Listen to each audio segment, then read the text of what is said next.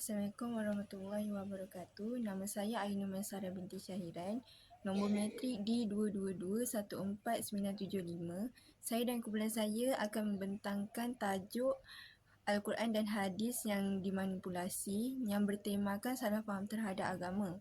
Islam adalah agama yang disalah tafsir oleh orang Islam dan orang bukan Islam. Daripada pengenalan modernisme oleh Barat, salah faham terhadap Islam menimbulkan kecelaruan dan kekeliruan terhadap kefahaman Islam. Antara puncanya ialah ajaran Islam yang tidak tepat dan tersasar daripada ajaran Islam yang benar, iaitu ajaran-ajaran sesat yang seperti Syiah, Khawarij dan sebagainya. Kefahaman Islam ni juga disalahfaham disebabkan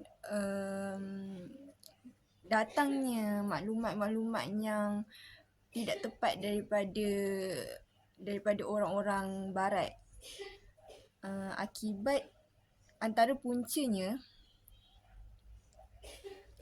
salah faham ini terwujudnya propaganda media Barat yang menggambarkan Islam tu salah satu bentuk keganasan, kemunduran dan ketaksuban. Oleh itu, kesalahfahaman ini perlu ditangani dengan kadar segera agar masyarakat tidak akan berfikiran negatif terhadap agama Islam dan juga turut menjauhkan daripada kepercayaan serta kefahaman yang tidak benar. Pada 11 September 2001, Islam ni pernah disalahfaham tentang sekumpulan pemuda disyaki beragama Islam merampas kapal terbang Amerika Syarikat yang merempuh bangunan pusat dagangan dunia di New York sampai meragut lebih daripada 6,000 nyawa. Seterusnya saya akan pergi ke topik seterusnya, iaitu faktor penyebab kepada salah faham terhadap Islam. Mempunyai dua bahagian, iaitu daripada segi dalaman dan luaran. Dalaman terbahagi kepada 5. Yang pertama, persempadan wilayah Islam yang semakin meluas. Yang kedua, perselisihan faham dan perpecahan umat Islam. Yang ketiga, elemen subversif dalam negara atau kerajaan Islam. Elemen subversif ialah elemen yang melemahkan sesebuah kerajaan ataupun dari dalam politik itu sendiri. Yang keempat, kurang ilmu pengetahuan agama Islam. Dan yang kelima, perkembangan ajaran sesat atau salah. Daripada segi luaran pula, kita ada 4. Yang pertama, serangan pemikiran oleh orientalis Barat. Yang kedua, pengaruh kebudayaan asing. Ketiga, penjajahan Barat dan dasar pecah perintah. Yang keempat, penjajahan dan modernisme Barat. Yang topik yang terakhir sekali ialah bentuk salah faham, iaitu salah faham terbahagi kepada 2, iaitu daripada segi tradisional dan semasa. Daripada segi tradisional, yang pertama, agama Islam yang dimanipulasi. Agama Islam ni dimanipulasi disebabkan 3 sebab. Sebab yang pertama, dogmatisme dan ideologi, iaitu kefahaman individu terhadap suatu agama tersebut.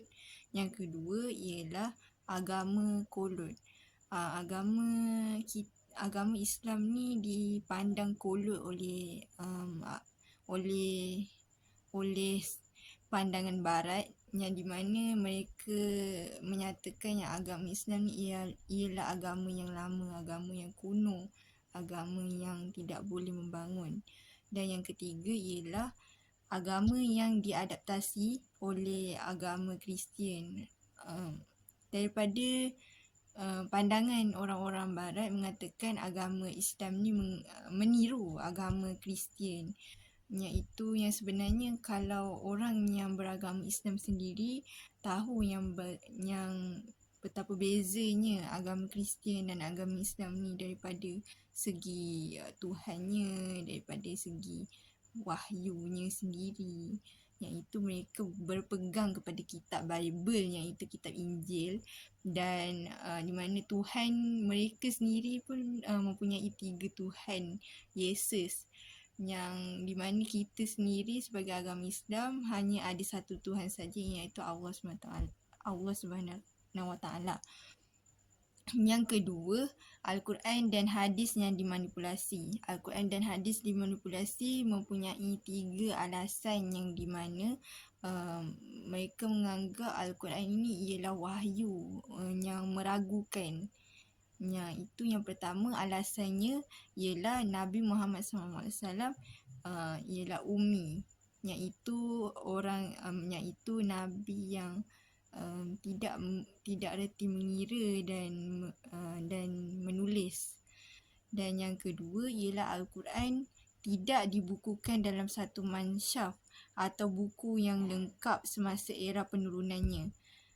Yang ketiga, yang terakhir sekali, Al-Quran dikatakan mengandungi cerita dongeng. Yang itu mukjizat-mukjizat nabi-nabi yang terdahulu yang dikurniakan anugerah daripada Allah SWT, yang mereka menganggapnya perkara itu ialah satu benda yang dongeng, benda yang tidak terjadi.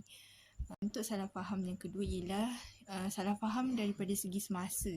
Yang pertama ialah dalam bentuk pengistilahan, dalam bentuk pandangan dan anggapan persepsi umum. Antara sebab-sebab dalam segi bentuk-bentuk ini ialah Islam sebagai penyebab pertembungan peradaban abad ke-21 atau alaf baharu. Yang kedua, aspek kerohanian dalam Islam tidak relevan untuk mengejar kemajuan. Dan yang ketiga, penghayatan tamadun Islam pada konteks nostalgia. Itu sahaja daripada bahagian saya. Saya teruskan, saya beri kepada pembentang seterusnya. Assalamualaikum warahmatullahi wabarakatuh. Nama saya Nurul Nabilah binti Abdul Rahman, nombor metrik D22-14982. Saya akan teruskan pembentangan ini dengan artikel mengenai Al-Quran dan hadis yang dimanipulasi. Terdapat 3 artikel yang akan saya sebutkan. Artikel yang pertama ialah artikel bertajuk Rasulullah SAW yang dimanipulasi. Rasulullah SAW dikenali sebagai penggemar poligami. Rasulullah SAW digambarkan oleh orientalis barat suka mengamalkan poligami yang luar biasa. Hakikatnya, poligami dibenarkan oleh Allah SWT untuk tujuan penyebaran dan perpaduan umat Islam yang terdiri daripada pelbagai kabilah atau etnik. Oleh itu, para isteri baginda terdiri daripada pelbagai kabilah dan etnik. Realitinya, sebahagian isteri baginda ialah balu yang kematian suami semasa peperangan. Selain itu, Rasulullah SAW juga dikenali sebagai gila Said. Orientalis barat yang berprejudis juga menggambarkan Rasulullah SAW gila Said. Hakikatnya, baginda merupakan individu yang stabil, banyak menumpukan perhatian kepada urusan negara dan agama, dan ketika baginda berada di rumah, baginda menjadi suami yang tanggungjawab dan adil.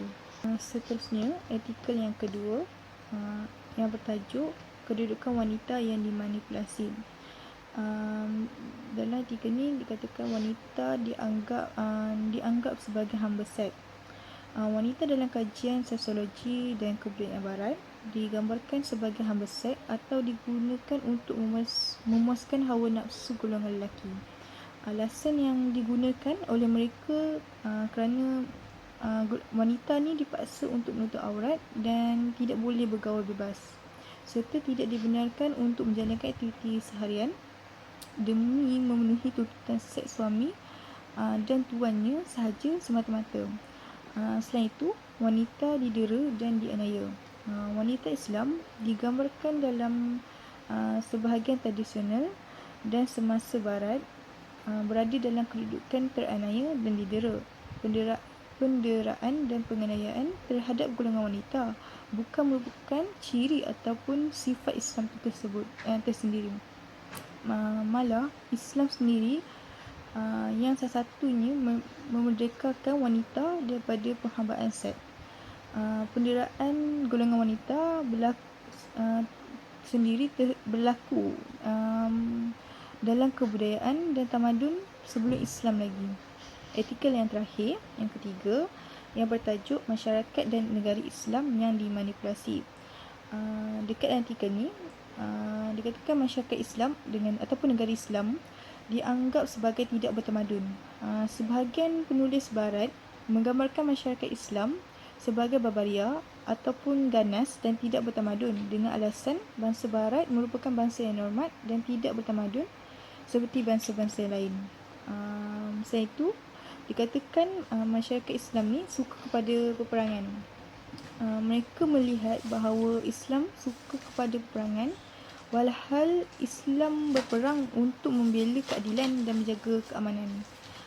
Peperangan sudah wujud sebelum kedatangan Islam lagi. Dalam peraturan Islam sudah wujud peraturan iaitu menetapkan bahawa golongan wanita, kanak-kanak, orang tua, orang kurang upaya dan orang yang tidak bersenjata tidak boleh dibunuh di dalam peperangan yang sedang berlangsung, dan juga peraturan itu menetapkan bahawa harta benda, alam sekitar, rumah, ibadat dan sebagainya tidak boleh dimusnahkan. Assalamualaikum warahmatullahi wabarakatuh. Saya Nurul Aina Sarah binti Mazin. Nombor matrik saya di 2221525. Hari ini saya ingin membentangkan topik saya yang seterusnya, iaitu tindakan untuk mengatasi salah faham. Dari segi konteks individu, yang pertama, meningkatkan jati diri, iaitu dengan contoh mengikut cara sunnah Rasulullah SAW atau sebagai role model Islam seperti Imam Al-Syafi'i dan juga Imam Al-Ghazali. Seterusnya, meningkatkan ketakwaan dan kecekalan rohani kerana ia merupakan sumber kekuatan umat Islam itu sendiri. Yang kedua, memiliki aura karisma atau kewibawaan. Ia juga merupakan anugerah semenjak lahir. Tetapi aspek ini boleh juga diusahakan dan dibangunkan dengan kecekalan, kegigihan dan juga berkat kesabaran sebagai seorang umat Islam. Seterusnya, yang ketiga, melengkapkan diri dengan ilmu semasa. Contohnya merupakan keperluan kita sebagai umat Islam untuk kita tidak terlalu bergantung pada orang, dan kita juga haruslah menimba ilmu pengetahuan itu dengan diri sendiri. Yang keempat, menguasai semua kepakaran sains, teknologi dan juga ICT, kerana ia juga merupakan perkara yang boleh menjadikan umat Islam pada zaman kini menjadi seperti zaman yang kegemilangan umat Islam pada suatu ketika dahulu. Yang kelima, menghayati isi kandungan Al-Quran dan hadis supaya dapat jadikan diri kita, supaya dapat meningkatkan jati diri dalam diri kita sendiri. Dalam konteks masyarakat dan juga negara, yang pertama, meningkatkan keupayaan ekonomi. Contohnya, menunjukkan bahawa dunia Islam ini tidak terlalu bergantung kepada bantuan ataupun pertolongan barat daripada negara-negara yang lain. Yang kedua, mewujudkan dan memperkukuhkan kemajuan sains, teknologi dan juga ICT. Ia juga dapat membuka mata negara-negara luar tentang negara Islam ini bukanlah negara yang tidak maju. Yang ketiga, membentuk masyarakat dinamik dan proaktif. Hal ini juga dapat membentuk masyarakat yang berpandangan yang matang dan kehadapan. Seterusnya, yang keempat, meningkatkan kerjasama sesama negara Islam itu dalam pelbagai urusan agar dapat mengeratkan hubungan silaturahim dan juga dapat melahirkan masyarakat yang harmoni dan juga dipandang positif.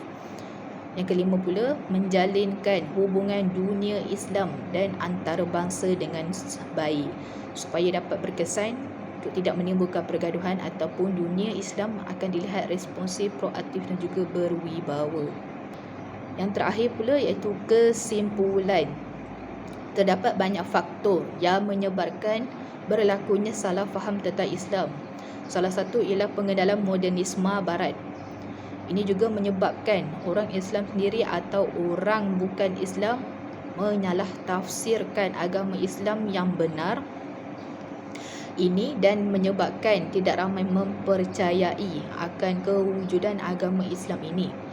Oleh itu juga, perkara yang tidak diingini juga tidak patut dihapuskan dengan segera dengan cara yang berkesan, seperti meningkatkan jati diri, berkarisma, berwibawa dan juga lain-lain lagi, supaya agama Islam ini juga tidak dipandang negatif kepada seluruh umat manusia di dunia ini. Okey, itu saja daripada kumpulan kami. Terima kasih. Assalamualaikum warahmatullahi wabarakatuh.